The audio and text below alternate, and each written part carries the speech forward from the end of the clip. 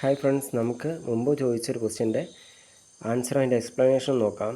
താഴെ പറയുന്ന സംസ്ഥാനങ്ങളിൽ ദ്വിമണ്ഡല സമ്പ്രദായം അഥവാ ബൈ ക്യാമറലിസം നിലനിൽക്കുന്ന സംസ്ഥാനം ഏതാണ്? ആൻസർ അറിയായിരിക്കും. കർണാടകയാണ് സംസ്ഥാനം.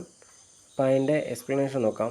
സർക്കാർ സംവിധാനങ്ങളിൽ നിയമനിർമ്മാണ സഭയിൽ 2 സഭകൾ ഉള്ള രീതിയാണ് ദ്വിമണ്ഡല സഭ.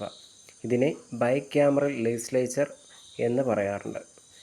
ഉദാഹരണത്തിന് ഇന്ത്യൻ പാർലമെൻറ്റിന് 2 സഭകളുണ്ട്, ലോക്സഭയും രാജ്യസഭയും. നേരെ മറിച്ച് ഫിലിപ്പൈൻസ് പോലുള്ള ചില രാജ്യങ്ങളിൽ ഏകസഭ പാർലമെൻറ്റുകളുമുണ്ട്. ഉപരിസഭ അതായത് അപ്പർ ഹൗസും അധോസഭ ലോവർ ഹൗസ് എന്നീ 2 തലങ്ങളിൽ ഉള്ള സഭകൾ ഉൾപ്പെടുന്ന നിയമനിർമ്മാണ സംവിധാനമാണ് ദ്വിമണ്ഡല സഭ എന്ന് പറയുന്നത്.